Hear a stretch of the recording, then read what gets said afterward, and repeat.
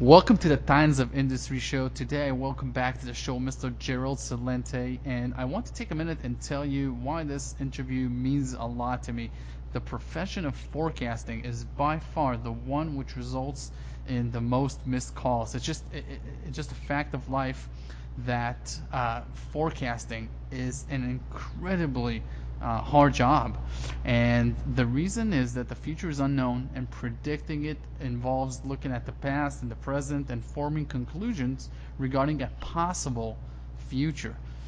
This is unbelievably hard work, so much so that if you take the track records of many so-called experts online and offline, you'll immediately notice that they're wrong 90% of the time. And that's fine because you have black swan events and out-of-the-box scenarios and complex innate nature of humans that all make our guest today all the more unique, because Gerald Celente has been able to be spot on with so many trends in the last few decades. He's the creator of a very interesting, insightful, and entertaining journal for years. I'm an avid reader, and it's just amazing to see how someone could manually, without large algorithms or data web bots or anything like that, just using common sense and experience, stay on top of major trends for years. And today we'll focus on a number of these trends from Gerald's recent journals, and it is going to be a real treat for open-minded people. Gerald, thanks for jumping on the call here. How are things going? Oh, very well, and thank you for the nice introduction. You know, one of the things about forecasting trends, it's an understanding of where we are and how we got here and where we're going. And so when you get things wrong, I always make it clear. People would call me a futurist. Nobody could predict the future. There are too many wild cards. And when you talk about wild cards, for example, right now, the Trump card, man, is one of the wildest out there. But the other thing, too, is that, you know, when you get things wrong, because, again, it's how we got here, where we are, and where we're going. I mean, you look at the economy. You know, they didn't teach about zero and negative interest rates in Economics 101. There was no such thing as quantitative easing. So that's where you tend to get things wrong, is when the game changes, and, you know, you have no control over that. And the other thing, Lior, that gets people off is that they have a desire and a passion and a belief, and they want that to come true. And so that's what really stops them from really seeing things happening. And I'm a political atheist. I don't believe in this stuff, you know. I've been around too long, you know. So when anybody says they're a member of the party, you know, okay, great, you know, it's wonderful. So your mind's already closed. It's exactly like an opinion is basically a dime a dozen, and then when you have a firm opinion, it's basically a belief. And like my partner says, whenever you believe in something, your mind's just closed to the other possibilities, and it's very counterproductive.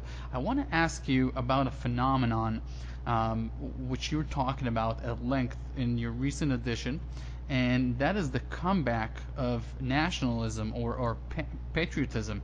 Now, I've traveled to 10 countries in the past year, and I think you're dead on.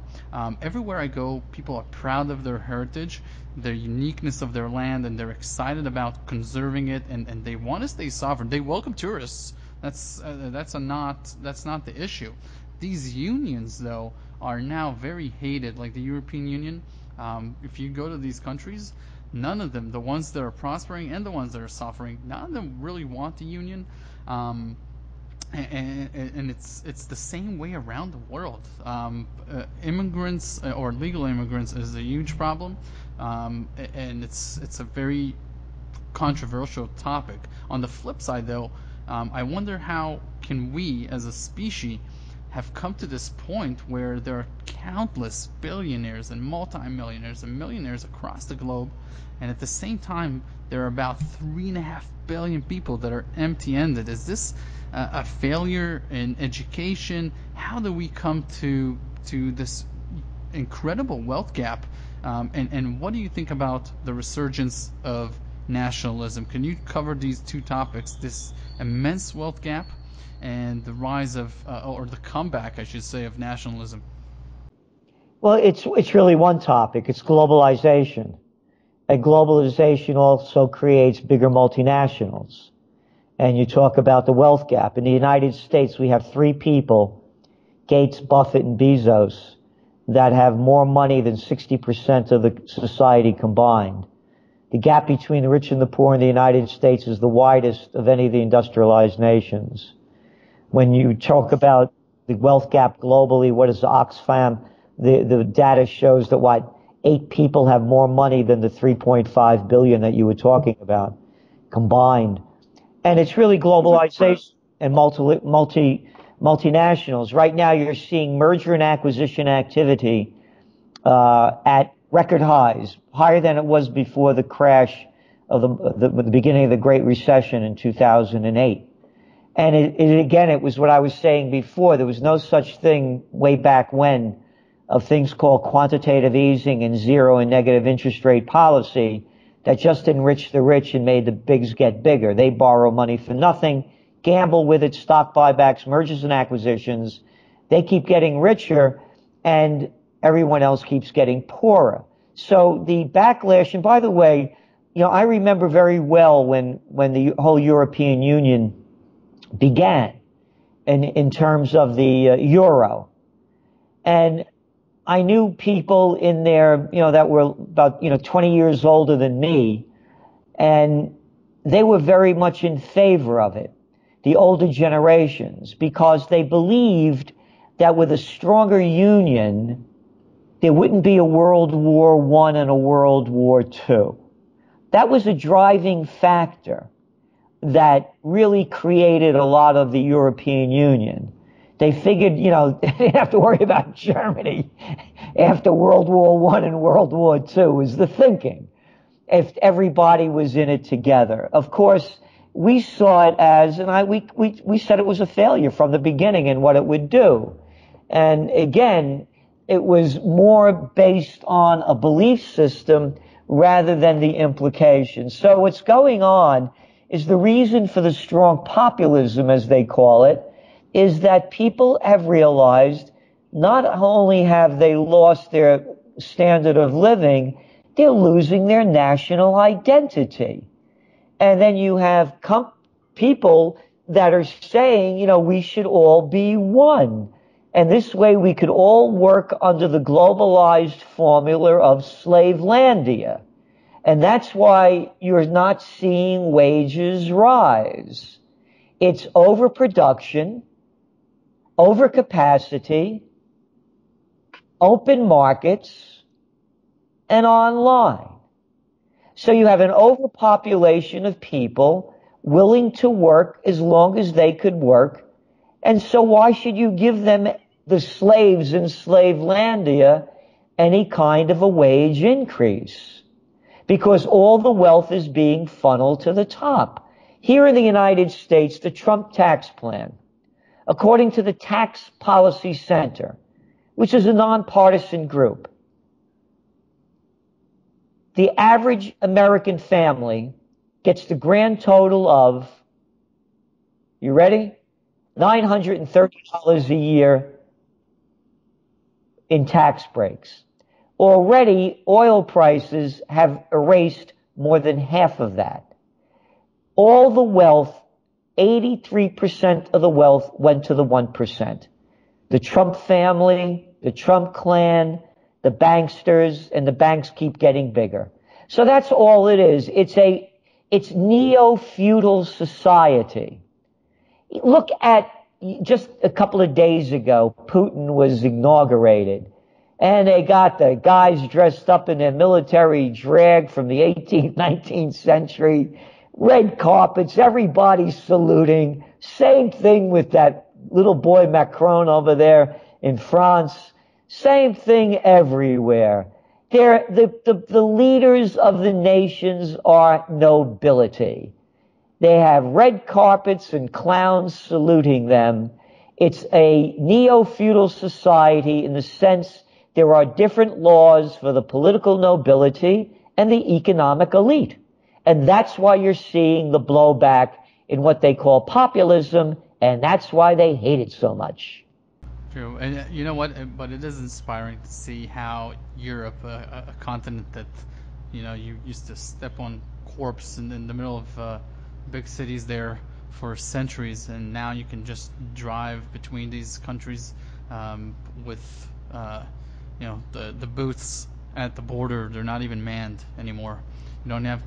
It's just incredible to see the turnaround in Europe. But in terms of the economy, they are a very unique creature, with the fact that you got Germany and France being very strong economies, the UK being a strong economy. Then on the flip side, you're seeing very weak economies as well, and very different cultures between them. They like to rest at the afternoons in some of these countries. Some of these countries, they work all night. They don't care. Just an incredible environment. This is what I think is something that the economists or the people that thought about the union didn't think about, the incredible diversification of culture. The second trend that we are seeing has probably made investors more money than anything else. People are just not eating right. They're in constant need of medical assistance. They get addicted to all these kinds of products that are essentially not addictive even. Why is America overdosing on bad food? And do you think that the millennials are going to be a healthier generation? No, I don't think the millennials are going to be any healthier. Every generation, I've been hearing this all my life, that the younger generation is going to be in better shape than the other one, and it goes in the opposite direction. It's a junk food nation in every way. The news is junk. The culture's turned junk. There's a saying. Did you ever hear the saying, pigs can't fly? You been to an airport lately? It's a disgrace. You have the adult population, the numbers are out, 60 to 70% of them are either obese or overweight. When you talk about organic and clean foods, and by the way, I coined the term clean foods. New York Times did a story on it back in the 90s. The first book I worked on was called Natural Healing. And I also have an honorary doctor of law from the National University of Health Sciences. So I've been involved in the whole health healing movement, going back to when I was in my 20s. And, it's 50 years ago. And when no one was doing it, it was heresy. So when you look at the whole organic market in the United States, and people talk about people becoming more healthy, you have basically in the whole retail food sector, we're talking about $500 billion a year. You're lucky to get $60 billion out of that being organic or clean food. So when you go into a supermarket, it's mostly crap. And that's what's happened to the nation. The nation has lost its dignity at a lot of levels. And this, to me, is just merely a reflection of where America is going. A lack of self-respect, it's gone. You look at the way the people dress. You look at the way they act and talk. I mean, you go, you travel the world. You go into bars and restaurants. I mean, other than the exception of the UK, it's very close to the American kind of mentality in this field. I mean, you could go into a restaurant and you could talk to the person across from you. I mean, now you go out, everybody's screaming and yelling.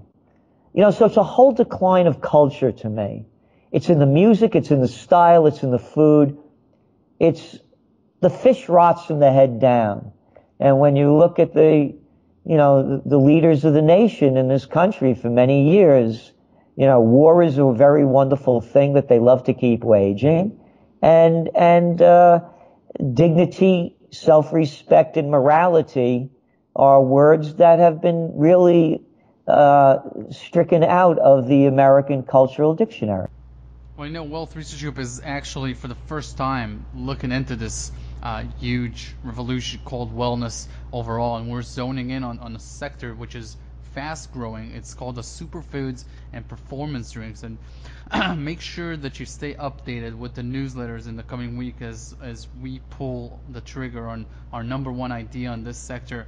Gerald, I don't know if there's anyone who has been more critical than you about the U.S. foreign affairs. I was, as you know, as we talked off the air, I was born in Israel. I spent my teen years there, and today my family and I, we spend almost 10 months out of the year abroad, traveling to various places, absorbing information, looking at opportunities.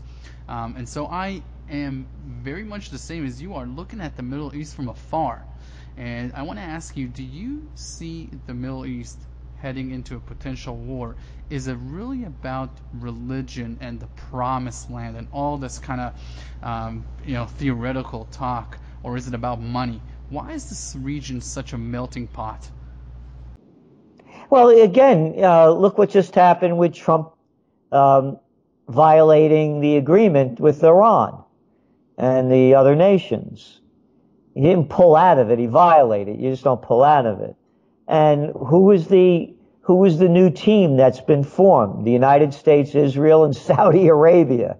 Oh, the lovely Saudis, right? I mean, there's a peace-loving group for you. You know, how many people did they behead this week? Look what they're doing in Yemen. When all else fails, they take you to war. Look what's going on with Netanyahu and the charges that he's going to be facing in just in a couple of weeks. They're coming up again. And look what's going on with Saudi Arabia. Their economy's in terrible shape as they're waging this war against Yemen that's done nothing to anybody. So we believe that the United States, Israel, and Saudi Arabia are teaming up against Iran. And it's about oil. As I always said when the beginning of the Iraq war, do you think they care about Iraq if their major export was broccoli? How about Libya? Oh, yeah. Oh, we got to stop that, what's going on. It couldn't have been about the oil. No. It couldn't have been about Gaddafi wanting to go on to a new standard of currency being backed by gold. No, that had nothing to do with it. We didn't like the way he was treating his people, I tell you. Now we turned the place into a hellhole and the whole nation's in ruins. You have a bunch of sick people running the show. That's basically the bottom line. Now, this next idea is highly controversial. I mean, it is on the edge, and I love it. It's a trend that you're forecasting in your latest journal. You're seeing a trend which is bigger than Bitcoin, bigger than decentralization. You're calling it collective intelligence, and I absolutely love it. In fact, it is my opinion, and it has been for years, that if this works, it could be the greatest of wealth creators and would actually liberate billions of people.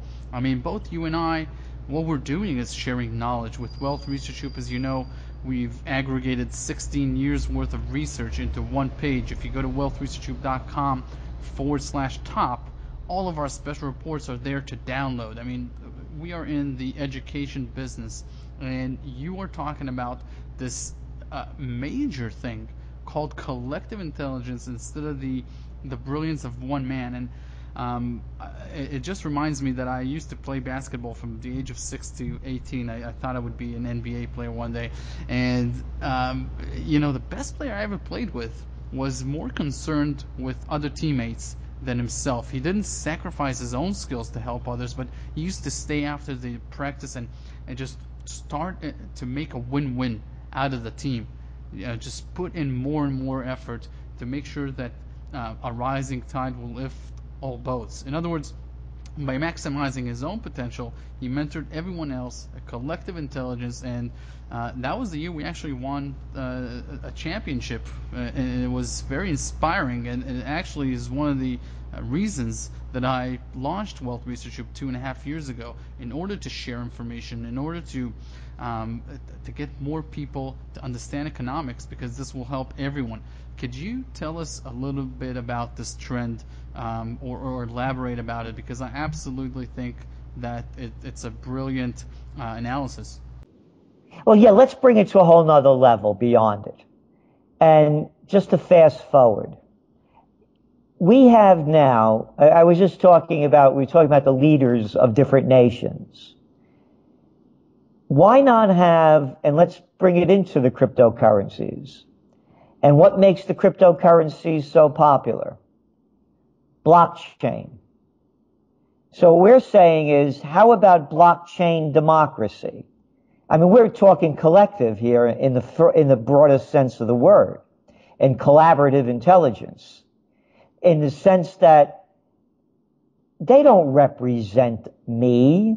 None of the politicians locally, statewide, or nationally represent me. They represent the people that pay them money. Adults call it bribes and payoffs. They call it campaign contributions. So what we're saying is to really have the revolution, to tie in the other elements of what we were talking about in terms of nationalism and anti-globalization. What if we all vote online, and have referendums on each major ballot issue? So what's the richest country in the world in terms of lifestyle and wealth? Switzerland. What do? Who's the president?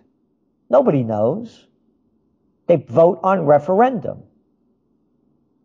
So what we're saying is, with blockchain technology, once you're registered to vote, you vote on your computer. Your vote is blocked. Nobody can hack into it. It's better than the systems that they have now. And that will bring us to the genius breakthroughs that will really start having people start learning more and doing more in a collaborative intelligence sense over competitive individualism. So that's the level that we really want to see it brought to. Very interesting. Let's talk about everyone's favorite topic until it isn't, gold. So this one element of nature produced that keeps attracting lovers and haters, and because of its unique characteristic to act as money along with silver. Is there any indication, Gerald, because of the recent repatriation of countries to take back their gold from the New York vaults, that a change to the U.S. dollars regime is nearing? You know, I write extensively about this topic on the newsletter, and the more I research it, the more I realize that there is currently no real substitute. There's like 63% of the world's currency is in U.S. dollar. Then you got 20% in the euro. Both of these currencies are collectively 83% of the world's currency. The yuan, the Chinese currency, is like 1.5% currently. So definitely, this is not something that can replace the current system in the near future.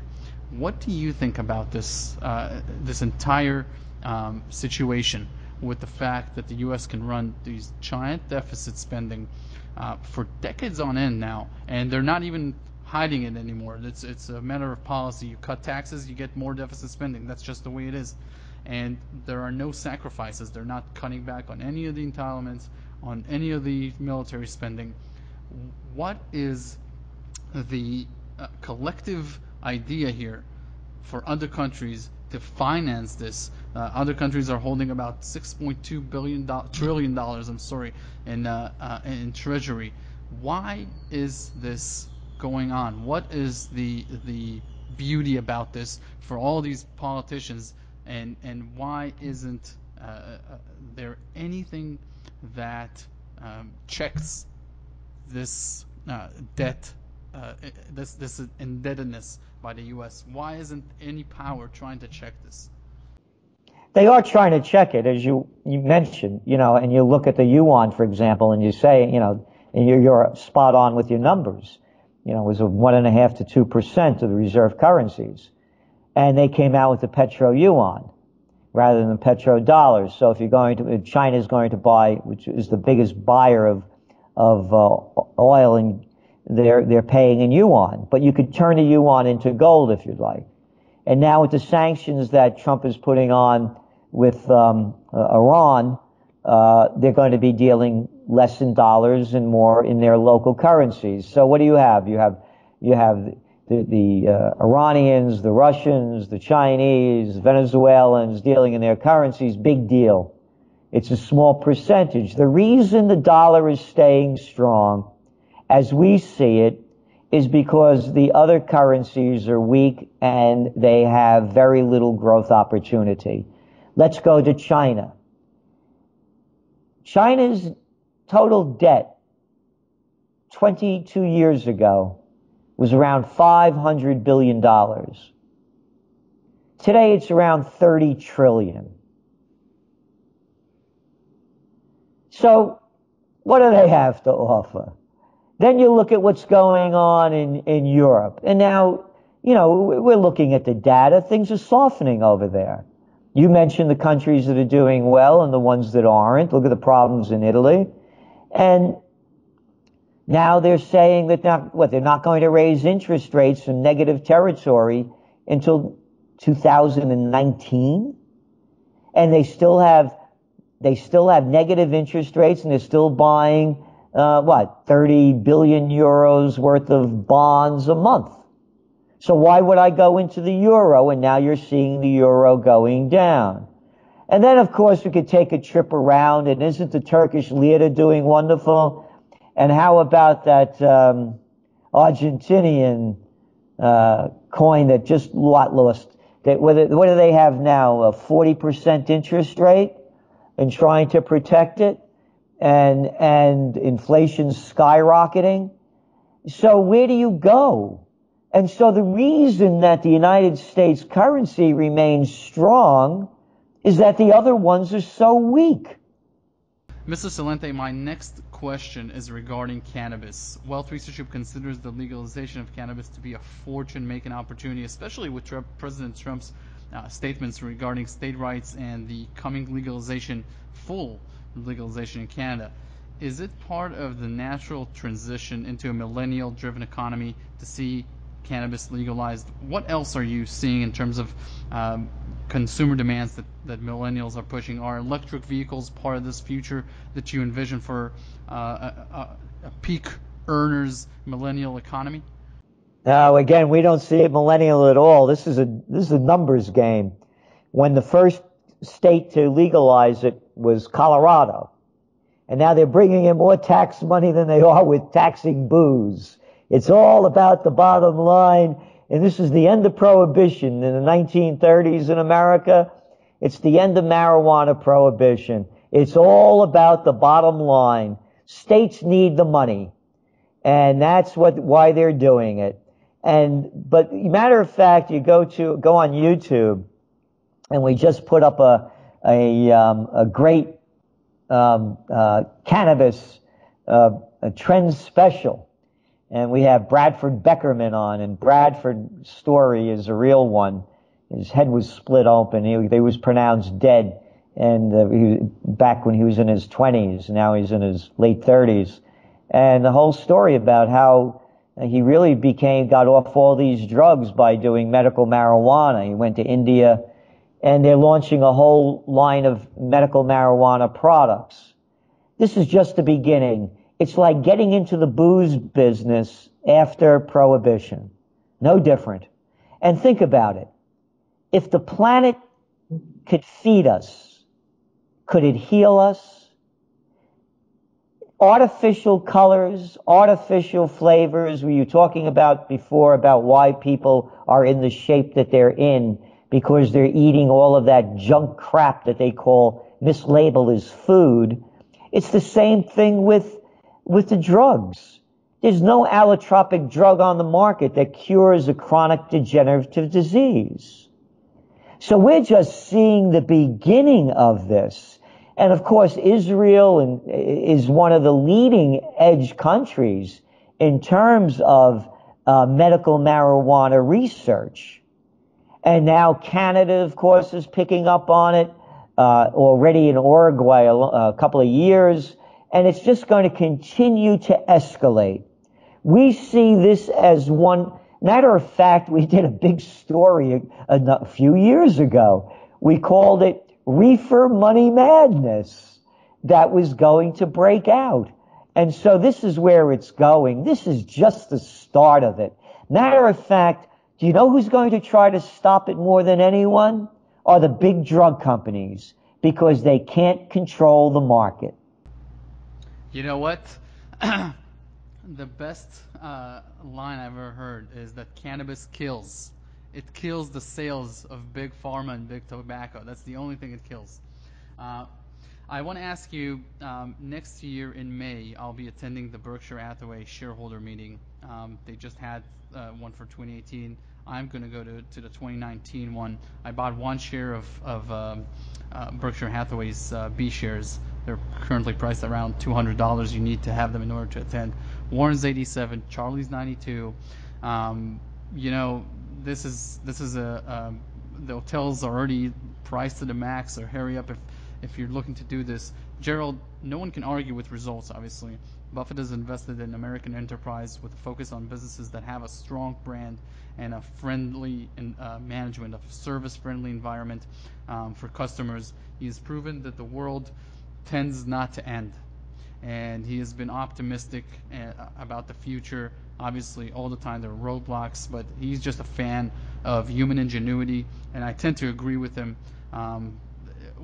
What is it about the U.S. private sector, not the government, but U.S. enterprise, that allows it to prosper for 300 years and defy all critics and you know, get over corruption and all the other topics that divide the United States, and they still remain very much the hub for ingenuity and everything else? Give us some, give us the optimistic Gerald, the Gerald that has been through amazing trends from the 70s, the 80s, and you've seen so many amazing things happen.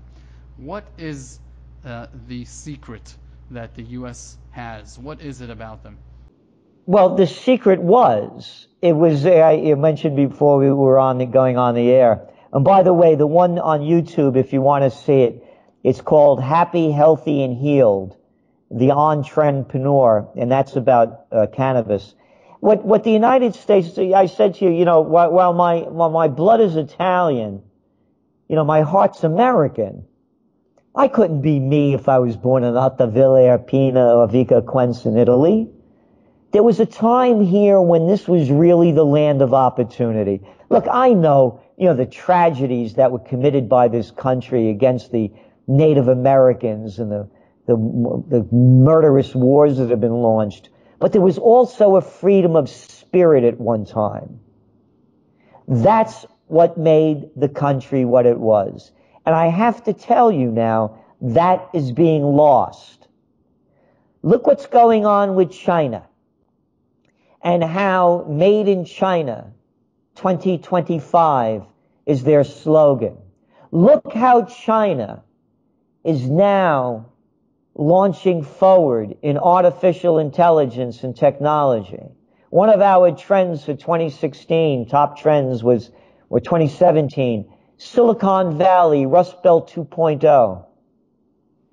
What happened was, because of the trade deals that were negotiated by people like Clinton and others, the Europeans and the Americans sold out their countries, the manufacturers, by getting their products manufactured in China.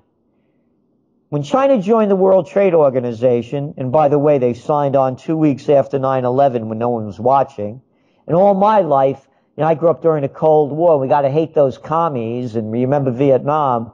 If we don't stop them over there, they'll be in California before you know it. And how we were taught to hate the communists. But hey, it was okay to do business with communist China. And you keep hearing President Xi talking about how wonderful communism is and celebrating Marx's 200th anniversary a few weeks ago.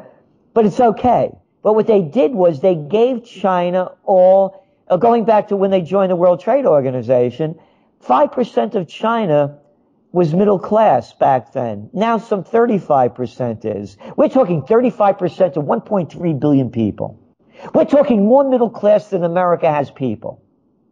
So America is losing it because the corporations of Europe and America gave away everything they had to make their products cheaper. And China's taken the technology. So what made America boom in the past is past. Because there was also a culture here where you could make it on your own. You could become the entrepreneur that you wanted to be. There were laws in place.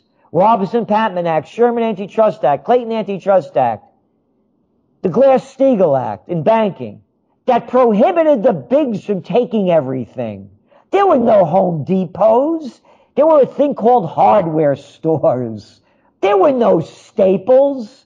There were things called stationery stores. But they deregulated everything, put everything in the hands of the bigs. The bigs are only interested in the bottom line, not in ingenuity, not in capital investment. The proof is there. The money that has come back from tax cuts by Trump with the repatriation of overseas money and the tax breaks that he has given the big corporations has not gone into capital investment. Only 6% of it has to date. Most of it's gone into stock buybacks. So we don't see America, unless it changes. The 20th century was the American century. As things are trending now, the 21st century will be the Chinese century. Let's talk about the change in wages. I was listening to Kimberly-Clark, to General Mills, and to Colgate's CEO's calls just recently. All of these American brands are raising wages to all their personnel. They're paying overtime. Unemployment is at record low. No matter which number you're looking at, it is very low. Middle America, like Texas, Oklahoma, Michigan, all these states that were lagging in the first years of the recovery are now leading in GDP growth. Tax cuts are kicking in to stimulate an already, as you said, overcapacity economy. Could inflation become a serious issue going forward?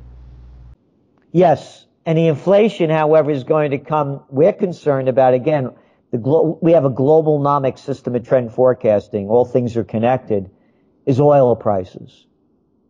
I mentioned to you that half the tax cuts for the middle class family have already gone into the 50% increase in gasoline prices over the last year. If war breaks out in the Middle East and you see oil prices go back to Great Recession levels at $150 a barrel, kiss the global equity markets goodbye. Inflation will skyrocket and currencies will crash. Gold prices then will escalate, we believe, to over $2,000 an ounce. But first, the crisis has to happen.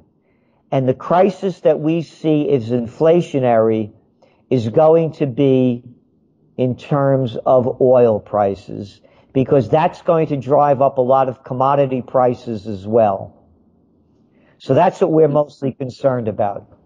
Interesting. You can go to wealthresearchgroup.com/portfolio and /bonds to see how we are positioning in light of this as well. Gerald, lastly, are we at a standstill with cryptocurrencies? I mean, blockchain is certainly progressing fast into non-financial sectors, and everyone's on board with it. The government, the private sector, everyone's seeing the benefits of efficiency from blockchain technology. But it looks like cryptocurrencies are facing this, their first major brick wall, rising from the anarchist obscurity and the geek world into world fame in 2017, poses real issues versus governments right now. Your thoughts on this?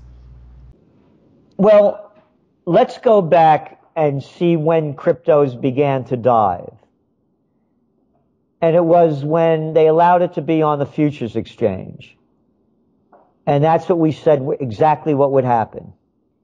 Because I played the futures back in the late 1970s. I had that's why I started playing the gold market. I did $5,000. I brought up to almost $750,000. So I got to play, and then I lost basically I ended up with about 100,000 at the very end. But I learned what the futures markets do.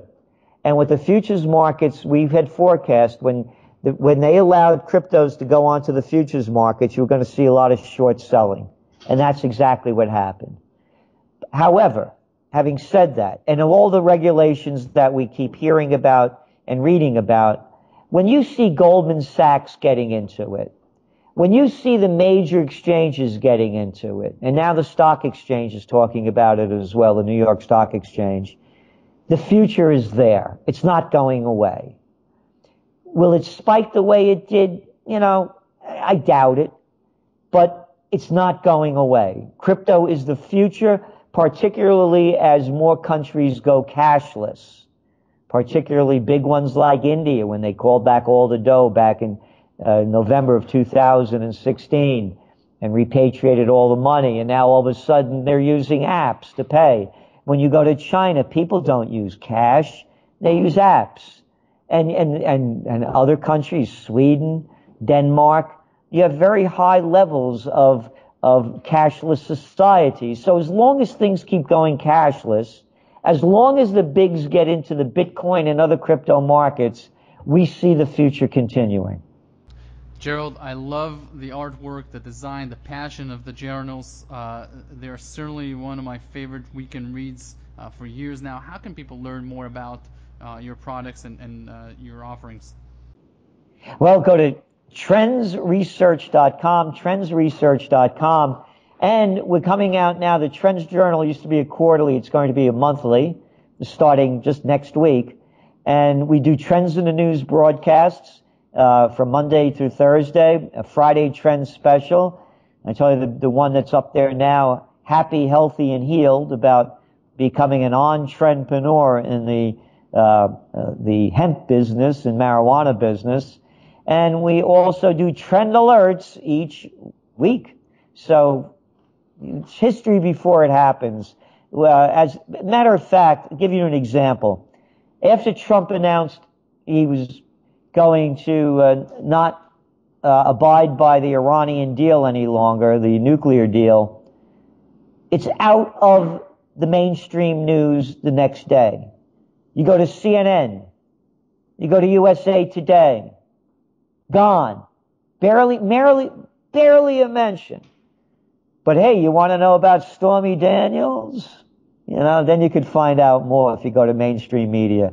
So as the mainstream media dumbs down, we're not only picking up the slack, it's the only place where you'll be able to read history before it happens. I love it. Gerald, thank you very much for coming on the show. It's been a great show, and we'll definitely circle back in a few months to see what's going on. And always a pleasure talking with you, sir. And thank you so much, and thank you for all that you do. All the best. Thanks, Gerald.